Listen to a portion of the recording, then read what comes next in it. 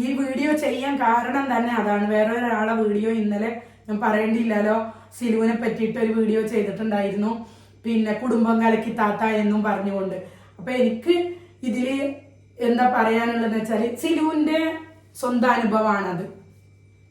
സിലു ഇരുന്ന് പറയുന്നത് ഭർത്താവിനെ പറ്റിയിട്ടായാലും, ഭർത്താവിനെ പറ്റിയിട്ട് ഒരുപാട് സിലുവിന്റെ കുറെ നാൾ മുമ്പേ വാച്ച് ചെയ്ത വീഡിയോസ് വാച്ച് ചെയ്ത ആൾക്കാർക്കറിയാം ഭർത്താവിനെ പറ്റിയിട്ട് പറയുന്ന കാര്യങ്ങൾ. എല്ലാ ആണുങ്ങളും ഒരുപോലെ ആവണം എന്നില്ല. എല്ലാവരും സ്മാർട്ടായിട്ട് നമ്മൾ പറയുന്നതും കേട്ടിട്ട് പിന്നെ ഒട്ടുമിക്ക ഇങ്ങനെ നടക്കണം എന്നൊന്നുമില്ല. ഒട്ടുമിക്ക ആണുങ്ങളും പബ്ലിക്കിന്റെ മുമ്പിൽ വരാൻ ഇഷ്ടപ്പെടാത്തവർ തന്നെയാണ്. എൻ്റെ ഹസ്ബൻഡും തന്നെ. ആദ്യമൊക്കെ എനിക്ക് അതിൽ കുറച്ചൊക്കെ വിഷമം ഉണ്ടായിരുന്നു. പക്ഷെ എന്നെ ഇങ്ങനെ വീഡിയോസ് ഇടാൻ സമ്മതിക്കുന്നുണ്ടല്ലോ, അതിൻ്റെ വലിയൊരു എന്താ പറയാ അനുവാദം തന്നെയാണ്. വലിയൊരു പിന്നെ എന്താ പറയാ നമുക്ക് കിട്ടുന്ന വലിയ ഒരു അംഗീകാരം തന്നെയാണ് ഭർത്താവിൻ്റെ അടുത്ത് നിന്ന് പബ്ലിക്കലി നമുക്ക് വീഡിയോ ഇടാൻ അനുവാദം തരികയെന്ന് പറഞ്ഞാൽ.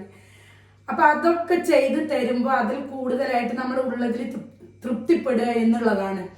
പിന്നെ ഓരോരുത്തരെ അനുഭവം വെച്ചിട്ട് വീഡിയോസ് ചെയ്യുമ്പോൾ ഓരോ വ്ളോഗർമാരെ എനിക്ക് നിങ്ങളോട് പറയാനുള്ളത്, വ്ളോഗർമാരെ നിങ്ങൾ പിന്നെ പിൻപറ്റിക്കൊണ്ട് ജീവിക്കരുത് എന്നുള്ളതാണ്. കാരണം അവര് ഈ പറയപ്പെട്ട ഞാനായി കഴിഞ്ഞാലും നിങ്ങളെ നല്ലതിന്, ഇത് കേൾക്കുന്ന നിങ്ങളെ നല്ലതിനാ പറയുന്നത്. കാരണം എന്ന് വെച്ചാൽ സിലുവിന് ഒരനുഭവം, എനിക്കൊരനുഭവം, നാളെ വേറൊരാൾക്ക് വേറൊരു അനുഭവം, എല്ലാവർക്കും ഒരുപോലെ ആവണമെന്നില്ല.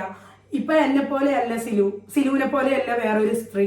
അതേപോലെ തന്നെയാണ് എന്ത് സിലുവിന്റെ ഭർത്താവിനെ പോലെയല്ല എൻ്റെ ഹസ്ബൻഡ്, അല്ലെ? എൻ്റെ ഹസ്ബൻഡിനെ പോലെയാവുക വേറൊരു പുരുഷന്. അപ്പൊ അങ്ങനെ ഡിഫറെന്റ് ആണ് മനുഷ്യന്മാര്. അപ്പൊ അതില് സിലുവിന്റെ ഓരോ വാക്കും കേട്ടിട്ട് അതിന് പിന്നെ ഇമ്പോർട്ടന്റ് കൊടുത്തിട്ട് അത്രയും തെറ്റ് എന്നല്ല ഞാൻ ഉദ്ദേശിച്ചത് കേട്ടോ.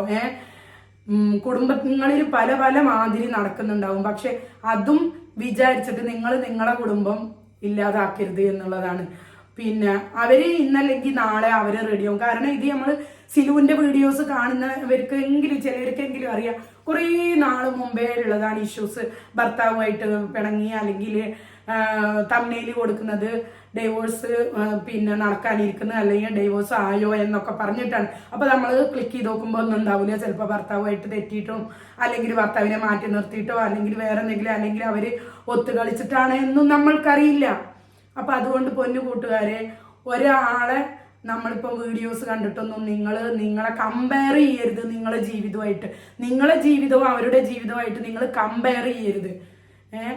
സ്നേഹം കൊണ്ട് പറഞ്ഞു തരുന്നതാണ്. ഞാനും ഓരോ വിഷമഘട്ടത്തിൽ ഞാൻ തുറന്നു പറച്ചിലുകൾ നടത്തിയിട്ടുണ്ട്. പക്ഷെ എന്നെ പോലെ ആവണം